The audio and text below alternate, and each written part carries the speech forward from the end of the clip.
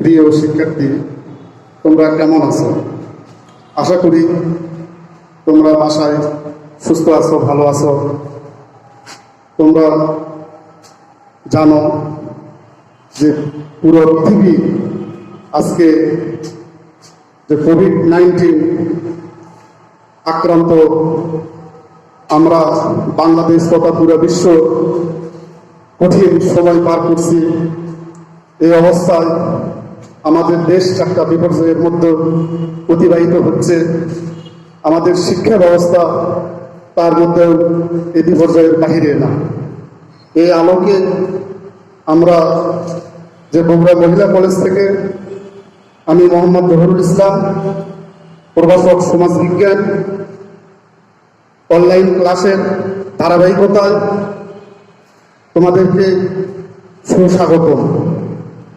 তোমরা অবশ্যই বাসায় সামাজিক দূরত্ব এবং স্বাস্থ্যবিধি মেনে চলবে এবং নিয়মিতভাবে আমরা যে বিষয়গুলো নিয়ে আলোচনা করব, এই আলোচনাগুলো তোমরা বাসায় তোমার পাঠ্য বই নিয়ে সে আলোচনার সাথে তোমরা আলোচনা করবা।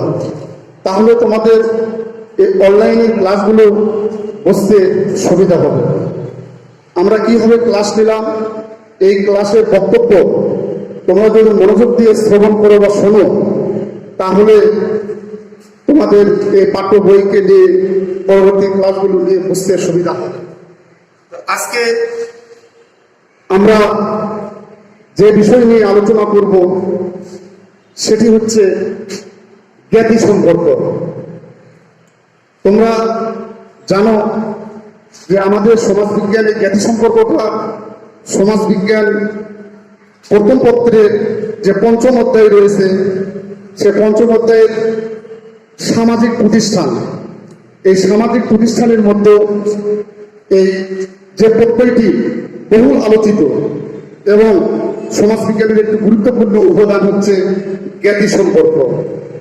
আমরা জানি সমাজবিজ্ঞান সামাজিক প্রতিষ্ঠান হিসেবে বিবাহ, পরিবার, জ্ঞাতি সম্পর্ক সমাজবিজ্ঞানের খুব গুরুত্বপূর্ণ একটা বিষয়। এই গুরুত্বপূর্ণ বিষয় আলোচনা করার পূর্বে, যেহেতু আমাদের মূল টপিকসটা হচ্ছে জ্ঞাতি সামাজিক প্রতিষ্ঠান, এই পাঠ্য অধ্যায়ের নাম, তাহলে প্রতিষ্ঠানটা আমাদের বলতে কি বুঝি সে বিষয়টা আমাদের একটু হলেও ধারণা পাওয়া তোমাদের প্রয়োজন রয়েছে। প্রিয় শিক্ষার্থী, প্রতিষ্ঠান বলতে সহজ ভাষায় আমরা যেটুকু বুঝি সেটি হচ্ছে মানুষের আচরণের প্রতিষ্ঠিত রূপই হচ্ছে প্রতিষ্ঠান।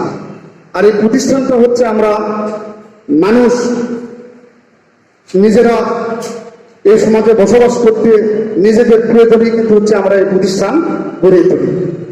আর এই প্রতিষ্ঠান নিয়ে আলোচনা, এই পঞ্চম অধ্যায়ের যে সামাজিক প্রতিষ্ঠান, এই প্রতিষ্ঠানের মধ্যে তোমাদের আগে যে বললাম যে আজকে এই ক্লাসের যে আলোচ্য বিষয় সেটা হচ্ছে এই জ্ঞাতি সম্পর্ক।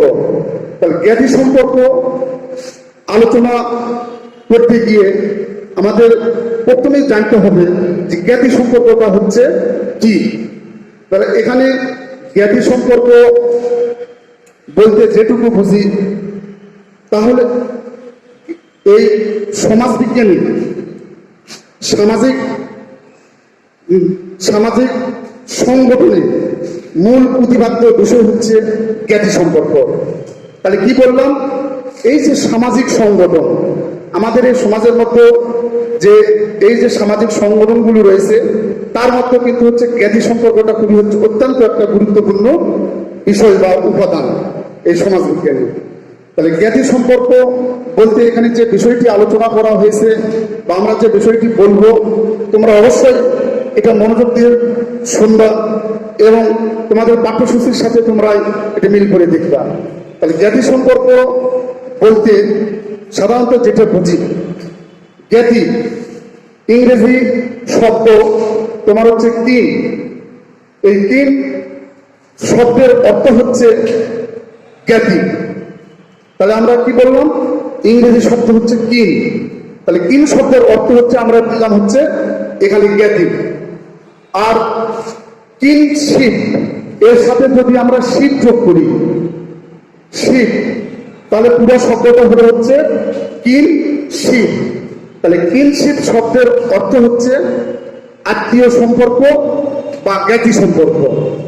তাহলে আমরা দুইটা শব্দ, একটা হচ্ছে কিন আর একটা হচ্ছে শিপ, এই দুইটা শব্দ মিলে আমরা পেলাম হচ্ছে কিনশিপ। তাহলে কিনশিপ শব্দের অর্থ হচ্ছে আমরা জ্ঞাতি সম্পর্ক বা আত্মীয় সম্পর্ক পেলাম।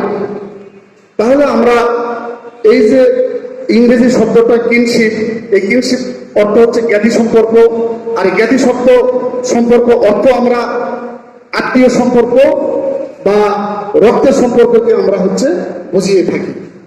তাহলে এখন আমরা যে বিষয় বলবো যে কেবলমাত্র আমরা মানুষ আমরা স্বভাবতই সামাজিক জীব, আর এই সামাজিক জীব হিসেবে কিন্তু হচ্ছে মানুষ আমরা এই সমাজের মধ্যে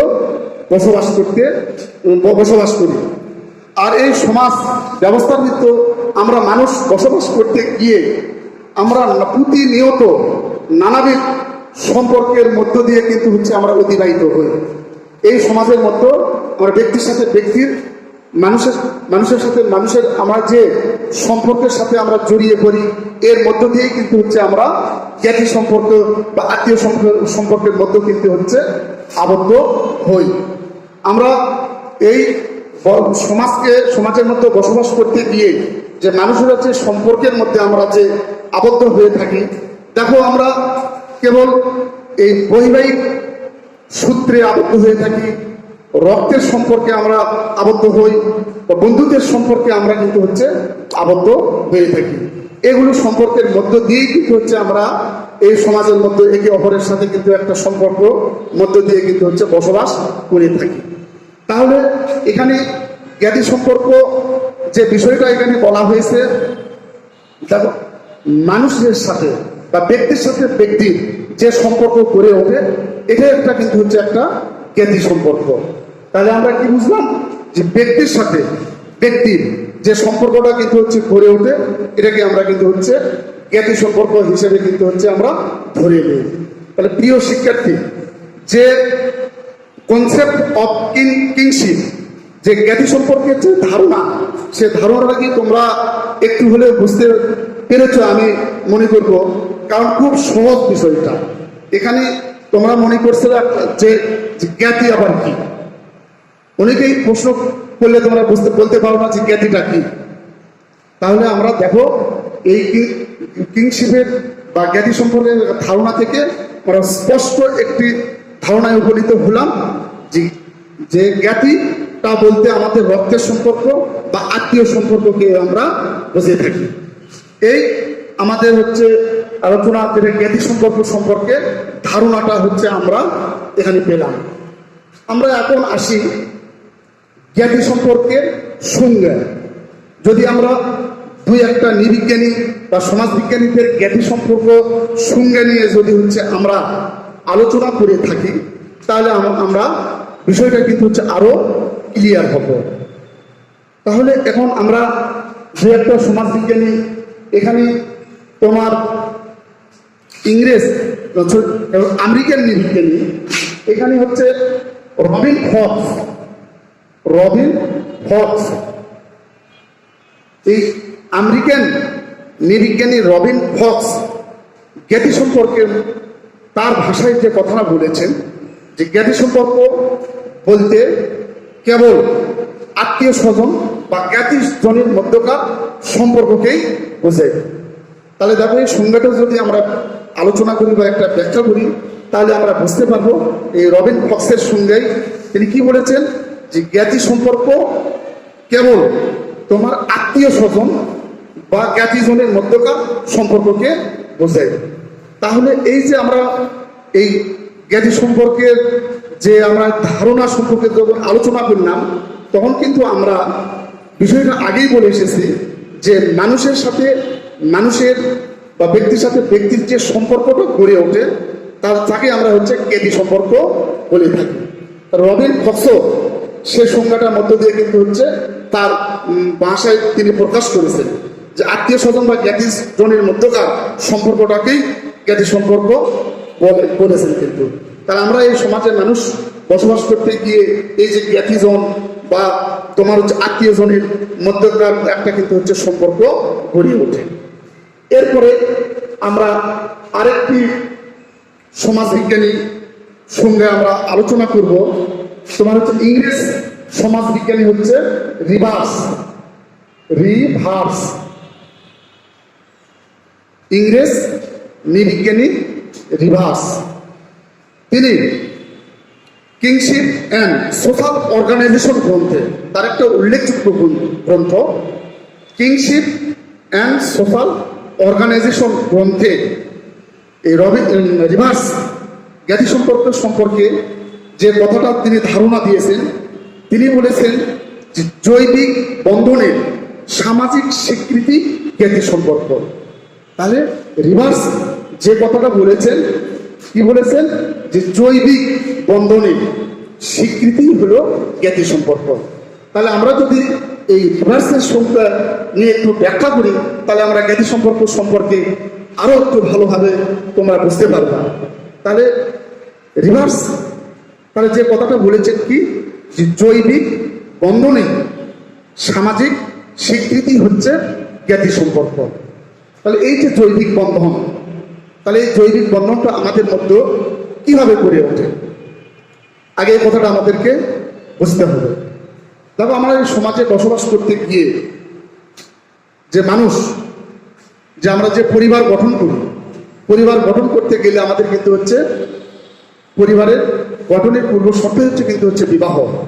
একজন ছেলে, প্রাপ্তবয়স্ক একজন ছেলে, প্রাপ্তবয়স্ক একজন মেয়ের মধ্যে বিবাহ সংগঠিতের মধ্যেই কিন্তু হচ্ছে পরিবার গঠন হয়। আর এখান থেকে আমাদের কিন্তু একটা ছেলে একটা মেয়ের কিন্তু হচ্ছে বিবাহের মাধ্যমে কিন্তু হচ্ছে জৈবিক সম্পর্কটা গড়ে ওঠে। আর এই জৈবিক সম্পর্কটা গড়ে ওঠার মাধ্যমে সেখান থেকে তাদের সন্তান সন্ততি বা ছেলে মেয়ে জন্মদান করে। এর ফলে এই দেখো, একজন ছেলে একজন মেয়ে যে বিবাহের মাধ্যমে পরিবার গঠন করে যে সন্তান সন্ততি যে জন্মদান তারা করেছে, তাদের মধ্যে একটা কিন্তু হচ্ছে জ্ঞাতি সম্পর্কটা গড়ে উঠেছে। তোমাকে ক্লিয়ার? তাহলে রিভার্স যে সংজ্ঞাটা দিয়েছেন সেই সংজ্ঞাটাই যুক্তিযুক্ত। তাহলে আমরা এখান থেকে প্রমাণিত পেলাম এই ব্যাখ্যা থেকে যে জৈবিক বন্ধনের সামাজিক স্বীকৃতিটাই হচ্ছে জ্ঞাতি সম্পর্ক। তাহলে আমরা এই যে জ্ঞাতি সম্পর্কের ধারণা বা এই যে নৃবিজ্ঞানীর যে সঙ্গে এগুলো থেকে, এই আলোচনা থেকে, জ্ঞাতি সম্পর্কে উপযুক্ত এই আলোচনা থেকে জ্ঞাতি সম্পর্কে আমরা আরো যে বিষয়টা বলতে পারি, এই আলোচনার প্রেক্ষিতে একটা ধারণা, আমরা নিজের ধারণায় একটা বলতে পারি যে জ্ঞাতি সম্পর্কটা কি। তাহলে নিজের ধারণায় যেটা উপযুক্ত আলোচনার প্রেক্ষিতে বলা যায় যে জ্ঞাতি সম্পর্ক বলতে সেই সামাজিক সম্পর্ককে বোঝায়। কথাটা কি বলা হয়েছে? জ্ঞাতি সম্পর্ক বলতে সেই সামাজিক সম্পর্ককে বোঝায় যাতে সমাজের প্রতিটি সদস্য বিভিন্ন সূত্রের মধ্য দিয়ে যে বন্ধনী আবদ্ধ, তাই কিন্তু হচ্ছে জ্ঞাতি সম্পর্ক। তারপর সুন্দর কথাটা এখানে কিন্তু হচ্ছে বলা হয়েছে। শিক্ষার্থীরা, তোমরা অবশ্যই এই বিষয়গুলো কিন্তু হচ্ছে মনোযোগ সহকারে শুনবা এবং হচ্ছে এগুলো তোমরা হচ্ছে দেখবা। তাহলে কি জ্ঞাতি সম্পর্ক বলতে সেই সামাজিক সম্পর্ককে বোঝায় যাতে সমাজের প্রতিটি সদস্য বিভিন্ন সূত্রের মধ্য দিয়ে একটা সম্পর্ক বা আবদ্ধ হয়, তাই হচ্ছে জ্ঞাতি সম্পর্ক। তাহলে আমাদের যে আজকে আলোচনার যে কিংশিপ বা জ্ঞাতি সম্পর্কটা ছিল, এই জ্ঞাতি সম্পর্কে তোমরা কি ক্লিয়ার? যদি তোমরা ক্লিয়ার হয়ে থাকো বা বুঝতে পারো, তাহলে আমরা কিন্তু হচ্ছে পরবর্তী আলোচনায় আমরা কিন্তু হচ্ছে আলোচনা করব। পরবর্তী আলোচনায় জ্ঞাতি সম্পর্কের প্রকারভেদ, জ্ঞাতি সম্পর্কের প্রকারভেদ বা শ্রেণী বিভাগ। তাহলে এই যে আমার যে জ্ঞাতি সম্পর্ক, তাহলে আমাদের এই জ্ঞাতি সম্পর্কের শ্রেণী বিভাগ বা প্রকারভেদ নিয়ে কিন্তু হচ্ছে আমরা এখন আলোচনা করব। কারণ ইতিমধ্যে আমরা পূর্বে আলোচনায় বলে এসেছি যে সমাজ সংগঠনের মূল উপাদান হচ্ছে জ্ঞাতি সম্পর্ক। এই সমাজ সংগঠনের মূল উপাদান হচ্ছে জ্ঞাতি সম্পর্ক। মানুষ সারা জীবন নানা জ্ঞাতি সম্পর্কের মধ্যে বসবাস করে। তাহলে মানুষ সারা জীবনই এই নানা জ্ঞাতি সম্পর্কের মধ্যে কিন্তু হচ্ছে বসবাস করে। আর এই বসবাস করতে গিয়ে আমরা হচ্ছে নানা সম্পর্কের মধ্যে কিন্তু আমরা হচ্ছে জড়িয়ে পড়ি। এখান থেকে আমরা জ্ঞাতি সম্পর্কের প্রকারভেদ তুলে ধরার চেষ্টা করব। তাহলে জ্ঞাতি সম্পর্ক প্রধানত 5 প্রকার। জ্ঞাতি সম্পর্ক কয় প্রকার বলো তো তোমরা? জ্ঞাতি সম্পর্ক হচ্ছে 5 প্রকার। 1 নম্বর হচ্ছে রক্তের সম্পর্ক বা জৈবিক জ্ঞাতি সম্পর্ক। তাহলে 1 নম্বরে কি? এই জৈবিক বা রক্ত সম্পর্কীয় জ্ঞাতি সম্পর্ক। 2 নম্বর হচ্ছে বৈবাহিক জ্ঞাতি সম্পর্ক। 3 নম্বর হচ্ছে প্রথাগত বা কাল্পনিক জ্ঞাতি সম্পর্ক। 4 নম্বরে হচ্ছে কাল্পনিক জ্ঞাতি সম্পর্ক। 5 নম্বরে হচ্ছে স্বপুত্র সূচক জ্ঞাতি সম্পর্ক। তাহলে আমরা এই 5টি জ্ঞাতি সম্পর্ক পেলাম। কি 1 নম্বরে কি? জৈবিক বা রক্ত সম্পর্কীয় জ্ঞাতি সম্পর্ক। 2 নম্বরে হচ্ছে বৈবাহিক জ্ঞাতি সম্পর্ক। 3 নম্বরে হচ্ছে স্বপুত্র সূচক জ্ঞাতি সম্পর্ক। 4 নম্বরে হচ্ছে কাল্পনিক জ্ঞাতি সম্পর্ক। আর 5 নম্বরে হচ্ছে প্রথাগত জ্ঞাতি সম্পর্ক। তাহলে আমরা কয়টা জ্ঞাতি সম্পর্ক পেলাম আলোচনার মধ্যে? আমরা তাহলে 5টি জ্ঞাতি সম্পর্ক পেলাম। তাহলে এই 5টি জ্ঞাতি সম্পর্ক সম্পর্কে তোমাদের একটু ধারণা থাকা দরকার, বা এই জ্ঞাতি সম্পর্কগুলো সম্পর্কে আমরা কি বুঝি। তাহলে 1 নম্বরে যে বিষয়টা আমরা বললাম জৈবিক বা রক্তের সম্পর্কীয় জ্ঞাতি সম্পর্ক। এই ধরনের জ্ঞাতি সম্পর্ক কেবল রক্তের সম্পর্কের উপর ভিত্তি করে গড়ে ওঠে। এই জৈবিক বা রক্তের সম্পর্কীয় জ্ঞাতি সম্পর্কটা রক্তের সম্পর্কের উপর ভিত্তি করে কিন্তু হচ্ছে এই জ্ঞাতি সম্পর্কটা গড়ে ওঠে। সমাজে বসবাসরত যে কোনো ব্যক্তি তার পিতা মাতা, আত্মীয়, ছেলে মেয়ে, সন্তান সন্ততি এগুলো জ্ঞাতি সম্পর্কের মধ্যে কিন্তু হচ্ছে আবদ্ধ। তাহলে একটা পিতা মাতার সাথে তার ছেলে মেয়ে বা সন্তান সন্ততির সাথে জৈবিক বা একটা রক্তের সম্পর্ক কিন্তু হচ্ছে থাকে। তোমরা কি বুঝতে পেরেছো? তাহলে জৈবিক বা তোমার হচ্ছে রক্ত সম্পর্কীয় জ্ঞাতি সম্পর্কটা কি? 2 নম্বরে বলা হয়েছে বৈবাহিক জ্ঞাতি সম্পর্ক। তাহলে এ ধরনের জ্ঞাতি সম্পর্ক বৈবাহিক সম্পর্কের উপর গড়ে ওঠে, অর্থাৎ বিবাহের মাধ্যমে কিন্তু হচ্ছে এই ধরনের জ্ঞাতি সম্পর্ক গড়ে ওঠে। দেখো, একটা ছেলে মেয়ের বিবাহের ফলে যে বৈবাহিক জ্ঞাতি সম্পর্কটা গড়ে উঠলো, এখান থেকে একজন ছেলে মেয়ে তোমার হচ্ছে শ্বশুর শাশুড়ির সাথে ননদ বা দেবর বা এই সব তাদের যে অন্যান্য যে আত্মীয়গুলো থাকে তাদের সাথে কিন্তু একজন ছেলে একটা মেয়ের কন্যা, ছেলে এবং তোমার হচ্ছে মেয়ে উভয় পক্ষের লোকজনের সাথে কিন্তু হচ্ছে এই বৈবাহিক সম্পর্কের মাধ্যমে কিন্তু হচ্ছে এ ধরনের জ্ঞাতি সম্পর্ক কিন্তু হচ্ছে গড়ে ওঠে। 3 নম্বরে স্বগোত্র সূচক জ্ঞাতি সম্পর্ক। তাহলে স্বগোত্র এই জ্ঞাতিটা কি? এই জ্ঞাতিটা হচ্ছে রক্তের বন্ধনের ভিত্তিক জ্ঞাতি সম্পর্ক। রক্তের বন্ধনের ভিত্তিক স্বগোত্র সূচক জ্ঞাতি সম্পর্ক। এই জ্ঞাতি সম্পর্কটা তোমার হচ্ছে সাধারণত তোমার হচ্ছে পিতা মাতা বা তোমার মধ্যকার একটা হচ্ছে সম্পর্ক কিন্তু হচ্ছে গড়ে ওঠে। 4 নম্বরে যে জ্ঞাতি সম্পর্কের কথা বলা হয়েছে, 4 নম্বরটা হচ্ছে কাল্পনিক জ্ঞাতি সম্পর্ক। তাহলে তোমরা বলতে পারো যে স্যার, কাল্পনিক জ্ঞাতি সম্পর্ক আবার কি? হ্যাঁ, আমাদের সমাজের আমরা বসবাস করতে গিয়ে আমরা এ ধরনের নানা কাল্পনিক সম্পর্কের মধ্যেও কিন্তু হচ্ছে জড়িয়ে যাই। তাহলে কাল্পনিক জ্ঞাতি সম্পর্কটা কি? তাহলে তোমরা এখন একটু বিষয়টা শোনো। তাহলে কাল্পনিক জ্ঞাতি সম্পর্কটা কি? এই ধরনের জ্ঞাতি সম্পর্ক রক্ত বা কাল্পনিক বৈবাহিক সূত্রে সম্পর্কিত নন, কিন্তু রক্ত সম্পর্কীয় বা বৈবাহিক জ্ঞাতিদের মতো আচরণ করে। এই ধরনেরকে আমরা হচ্ছে কাল্পনিক জ্ঞাতি সম্পর্ক বলে থাকি। তাহলে আমরা কথাটা কি বললাম? জৈবিক রক্ত বা বৈবাহিক সম্পর্কীয় নন, কিন্তু রক্ত বা বৈবাহিক বন্ধনের মতো আচরণ করে।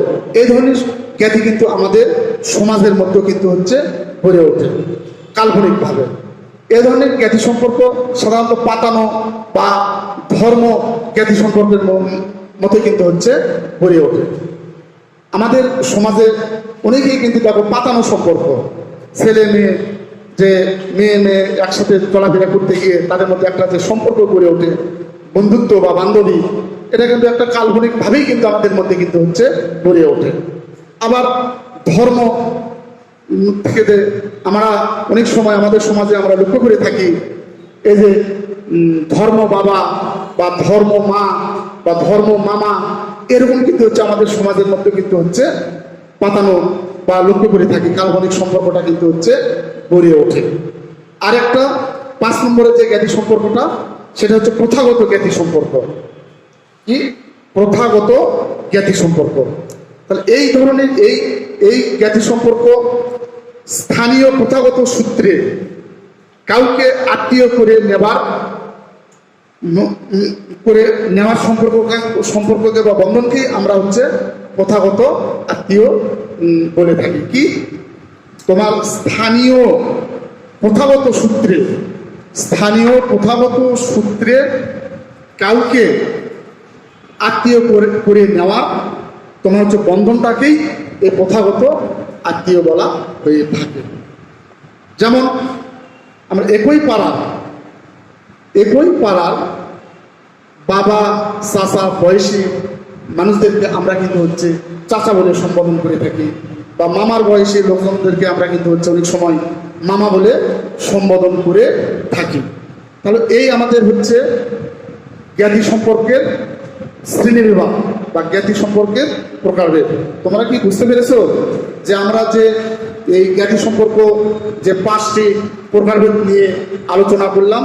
যেটুকু আলোচনা আমরা করলাম, এই আলোচনাটা তোমরা অবশ্যই তোমরা বাসায় আবার তোমরা নিজেরা পাঠ করবা, নিজেরা পড়াশোনা করবা, তাহলে আরো ভালোভাবে বিষয়টা আরো ক্লিয়ার হবে।